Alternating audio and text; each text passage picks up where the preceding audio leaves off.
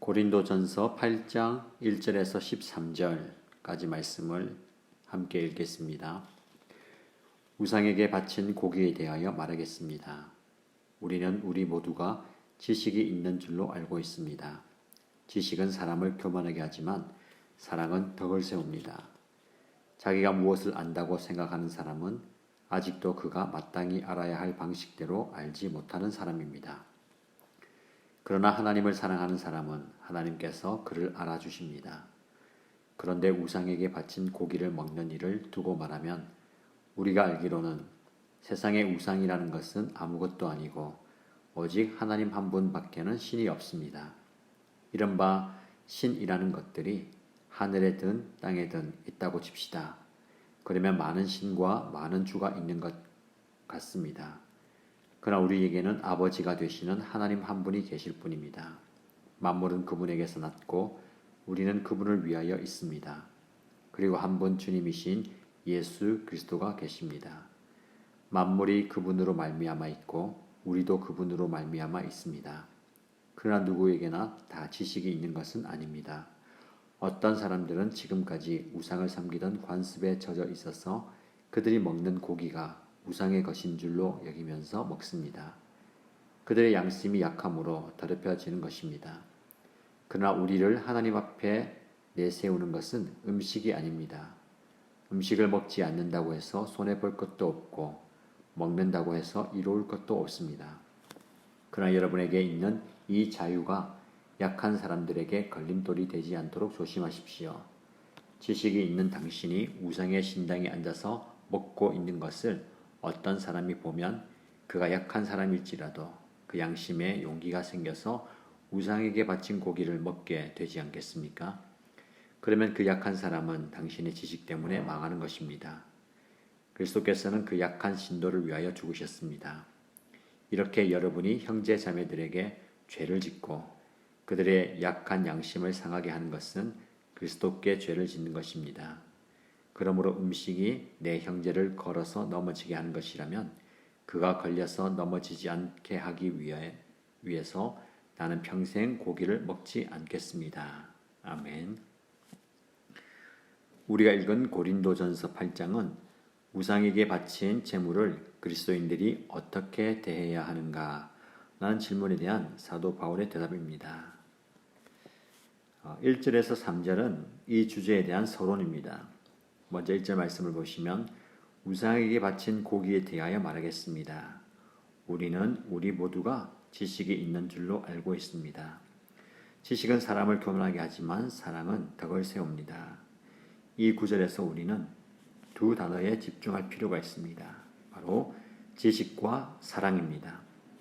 먼저 여기에서 말하는 지식은 하나님을 아는 지식을 뜻하죠. 즉 하나님께서 자신을 드러내어 알게 되는 하나님의 뜻을 깨닫게 되는 지식을 말합니다. 그리고 사랑은 아가페, 즉 하나님께서 우리를 향한 사랑, 희생의 사랑을 뜻합니다. 예수님께서 십자가를 통해 우리를 대속해 주신 그 사랑이죠. 그렇다면 왜 사도 바울은 지식은 우리를 교만하게 하고 사랑은 덕을 세운다고 말할까요? 하나님께서 자신에게만 지식을 주셨다라는 생각이 자기 자랑이 되어서 타인을 품을 여지를 전혀 남겨두지 못한 채 그것이 자기의 자랑과 자기 애로 교만하게 될 수 있다라는 것을 경고합니다. 2절에서 이런 사람을 잘 표현하고 있습니다. 자기가 무엇을 안다고 생각하는 사람은 아직도 그가 마땅히 알아야 할 방식대로 알지 못하는 사람입니다.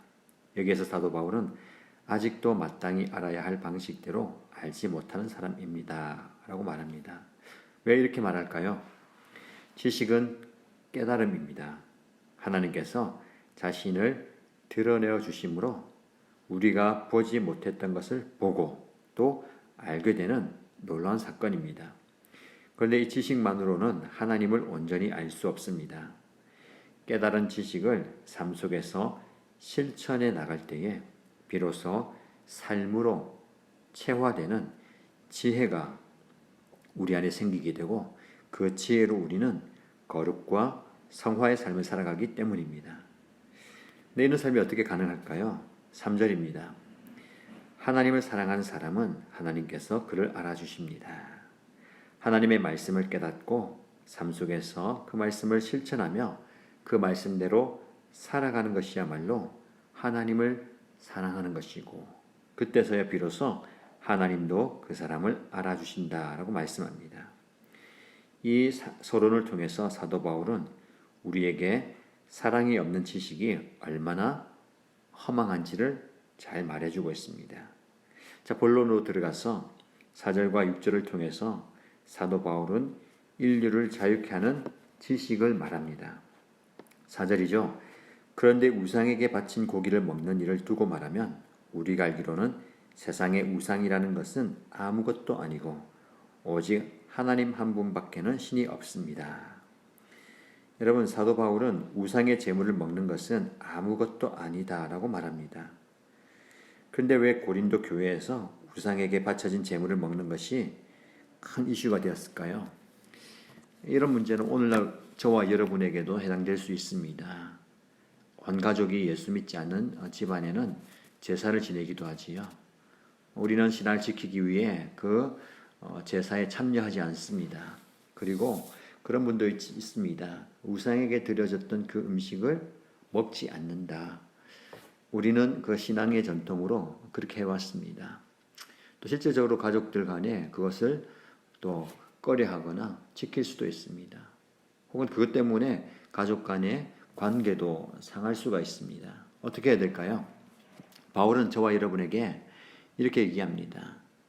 우상에게 바친 고기를 먹는 것을 말하면 세상의 우상은 아무것도 아니라는 것이죠. 그들은 사람이 만든 진짜 말 그대로의 가짜 신일 뿐입니다. 그것에서 절하는 것, 또 거기에 어떤 영적 의미가 있는 것 전혀 아니라는 거죠. 결론은 오직 하나님 한 분밖에는 신이 없습니다. 그래서 바울은 그것을 아는 분들은 거리낌 없이 그 우상에게 바쳐졌던 음식을 먹어도 해가 되지 않는다라고 말씀합니다. 이 말씀을 조금 더 구체적으로 그 시대 상황 속에서 살펴볼 필요가 있습니다. 당시 고대 우상 제단은 도살장이면서 동시에 정육점과 같은 역할을 감당했습니다. 우상에게 제물로 바쳐진 고기들을 통해서 대부분의 사람들이 고기를 섭취했기 때문입니다. 먼저 제사장과 우상에게 예배한 자들에게 분배해주고 그리고 남은 것들은 일반 시장에 내다 팔았습니다. 이런 모습은 당시 고린도에서는 일반적이었죠. 그래서 고린도에 거주하던 유대인들은 음식법에 따라서 살아야 했기 때문에 우상 제단에 바쳐졌던 육류는 구입하지 않고 그들만의 구입 통로를 통해서 다른 소위 말하는 깨끗한 고기를 구입해야 했습니다. 이런 상황 속에서 야기된 문제가 바로 그리스도인들은 고기를 어떻게 어디서 구입해야 하는가였습니다. 즉 고린도 사람들처럼 우상에 바쳐졌던 고기들을 자유롭게 구입해도 되는가, 아니면 유대인들처럼 그들만의 시장을 형성해서 우상에게 바쳐지지 않았던 고기들을 따로 구입해야 하는가였습니다.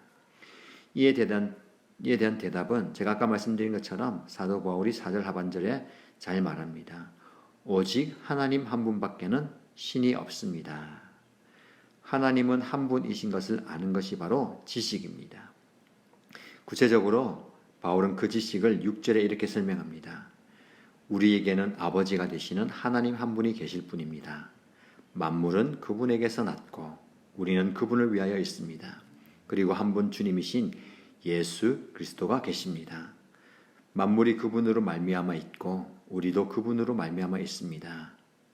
여러분, 결론적으로 사도 바울은 창조주 하나님도 한 분이시고 구세주도 예수 그리스도 한 분이라는 지식, 모든 피조물은 하나님께서 창조하셨고 죄로 물들었던 모든 피조물은 다 예수 그리스도 한 분만으로 새로워졌다.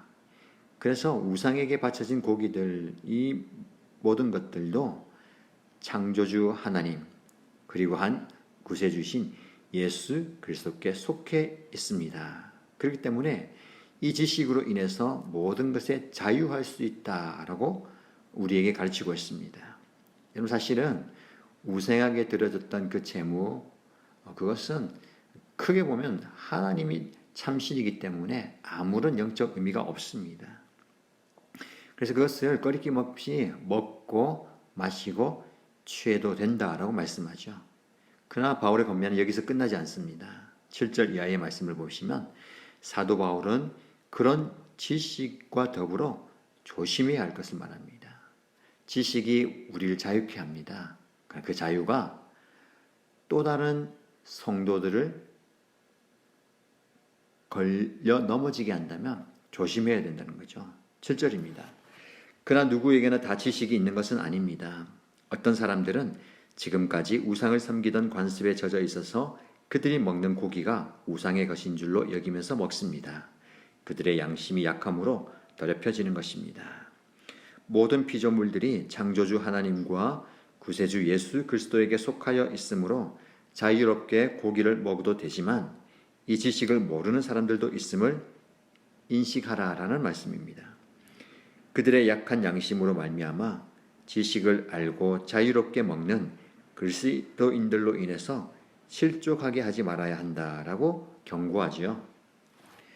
사도 바울은 이 지식은 하나님께서 스스로를 드러내심으로 깨닫는 진리지만 이 지식만 붙들고 사람들을 배려하지 않고 사랑하지 않으면 결국 이 지식으로 말미암아 이 지식을 알지 못하는 형제와 자매들이 마음으로 죄를 지을 수 있다. 그리고 양심이 상하게 되고 결국 이는 그리스도에게 죄를 짓게 하는 교만이 된다라는 말씀을 우리에게 전해주고 있습니다. 그렇다면 여러분, 오늘날을 살아가는 저와 여러분에게 오늘 말씀이 주는 교훈은 무엇이겠습니까? 첫 번째로 그리스도인의 향과 멋은 절제의 미에서부터 시작된다는 사실입니다. 여러분, 우리는 그리스도의 지식, 하나님을 아는 지식 안에서 자유할 수 있습니다. 우리 자유롭게 우리가 모든 것을 취할 수 있고 감당할 수 있지요. 그러나 그 자유도 절제와 함께 어울러져야 된다는 거죠. 사도 바울은 절제의 미를 통해서 더 많은 사람들이 그리스도의 품으로 인도될 수 있다라고 말합니다.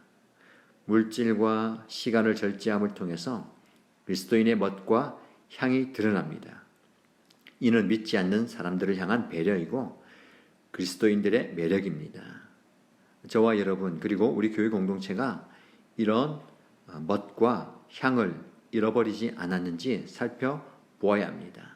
우리에게 필요한 것은 절제의 미입니다. 공동체의 유익을 위해서 그리고 공동체의 덕을 위해서 또 우리 공동체에 속한 구성원들의 유익을 위해서 우리는 절제할 수 있어야 됩니다. 그래서 고린도전서 우리가 이건 말씀 이후에 계속해서 나오는 말씀을 보면 이 부분에 대해서 사도 바울은 계속 강조하고 있습니다. 고린도전서 8장 9절에 그러나 여러분에게 있는 이 자유가 약한 사람들에게 걸림돌이 되지 않도록 조심하십시오. 그리고 9장 19절의 말씀 보면 나는 어느 누구에게도 얽매이지 않은 자유로운 몸이지만 많은 사람을 얻으려고 스스로 모든 사람의 종이 되었습니다. 10장 23절 말씀은 모든 것이 다 허용된다고 사람들은 말하지만 모든 것이 다 유익한 것은 아닙니다. 모든 것이 다 허용된다고 사람들은 말하지만 모든 것이 다 덕을 세우는 것은 아닙니다. 이렇게 우리는 모든 것을 할 수 있는 자유가 있지만 또 다른 사람들을 위해서 절제할 수 있어야 되죠. 이걸 잘 이해해야 되겠습니다. 다른 사람들의 눈치를 보고 이목을 살피고 위선적인 행동을 하라는 말씀이 아니라 내가 모든 것을 누릴 수 있지만 다른 사람을 위해서 잠시 그것을 보류할 수 있는 것. 이게 정말 참된 그리스도인의 멋진 모습이라는 것이죠. 우리가 가져야 할 덕목이겠습니다. 그리고 우리에게 준 교훈 두 번째는 사랑이 없는 지식은 폭력이 될 수 있다는 사실입니다. 여러분, 하나님 우리에게 자유를 주셨습니다. 자유는 사랑, 권리라는 뜻입니다. 많은 사람들이 자유는 내가 원하는 대로 내 마음대로 할 수 있는 것이 자유다라고 생각하지만 진짜 자유, 참된 자유는 그게 아니죠. 진짜 자유는 사랑입니다. 여러분 11절 12절 말씀을 보시면 그러면 그 약한 사람은 당신의 지식 때문에 망하는 것입니다. 그리스도께서는 그 약한 신도를 위하여 죽으셨습니다. 이렇게 여러분이 형제 자매들에게 죄를 짓고 그들의 약한 양심을 상하게 하는 것은 그리스도께 죄를 짓는 것입니다. 여러분 우리에게 사랑이 없는 지식 그것으로 말미암아 그리스도의 희생을 무의미하게 만드는 일이 없어야 되겠습니다. 우리에게는 신앙이 있습니다. 우린 교리가 있고 지켜야 할 전통이 있습니다. 그러나 그 모든 것들이 다른 사람의 영혼을 실족시키는 것이 되어서는 안 된다는 것이죠. 예수 그리스도의 사랑은 자발적인 희생이고 순종이었습니다. 십자가에서 보여주신 그 희생과 사랑으로 예수 그리스도 안에 있는 저와 여러분 모두는 참된 자유를 얻었습니다. 그런데 그 자유가 우리에게 자녀의 권세를 허락하여 주셔서 모든 것이 가하다. 그래서 공동체의 유익과 덕을 생각하지 않고 나의 유익과 이익을 생각한다면 많은 사람들을 해롭게 만들고 공동체를 파괴하는 행동이 될 수가 있습니다. 결론적으로 저와 여러분들은 하나님을 알아가는 지식이 풍성해짐에 따라서 우리는 이 삶을 자유롭게 살아갈 수 있습니다. 그러나 그 자유를 내 마음대로 쓰는 것이 아니라 다른 영혼들을 세우고 그들을 살리는 데 사용되어야 되는 것이죠. 여러분 오늘 살아갈 때에 하나님을 향한 지식을 많이 경험하십시오. 그래서 그 지식 안에 영적으로 자유로우십시오. 그러나 그 자유가 나의 유익과 나의 만족이 아니라 또 다른 많은 영혼들을 세워가고 또 그들을 살려주는 그런 사랑의 모습이 되길 바랍니다. 여러분 하나님께서 우리에게 이런 은혜를 주셨습니다. 이 은혜를 경험하고 이 은혜를 함께 누리는 저와 여러분 되시길 바랍니다. 기도하겠습니다. 하나님 아버지, 사랑이 없는 지식으로 주위에 있는 많은 사람들을 판단하고 비판했던 저의 모습은 아닌지 말씀을 통해서 돌아봅니다. 하나님을 향한 신앙과 지식이 깊어지면 깊어질수록 교만해지지 않도록 하나님 저를 붙들어 주옵소서. 오히려 우리 하나님께서 주시는 은혜와 사랑으로 많은 사람들을 품을 수 있는 또 많은 사람들을 안아줄 수 있는 그런 넉넉함을 우리에게 허락하여 주옵소서. 오늘 살아갈 때에 우리의 참 주인 되시는 예수님을 의지하기 원합니다. 하나님 저는 부족하고 연약하지만 저의 삶을 통해서 그리고 저의 섬김을 통해서 많은 사람들이 혜택을 누리고 복을 받기 원하고 그들이 행복해지는 삶을 꿈꿉니다. 하나님 그렇게 사용하여 주옵소서. 부족한 우리를 사용하셔서 그런 놀라운 일들을 이루어 주시기를 소원합니다. 그래서 이 공동체가 우리가 속한 이 영적 공동체가 더 하나님의 은혜 안에 풍성한 복을 누리는 복된 공동체가 되게 하여 주옵소서.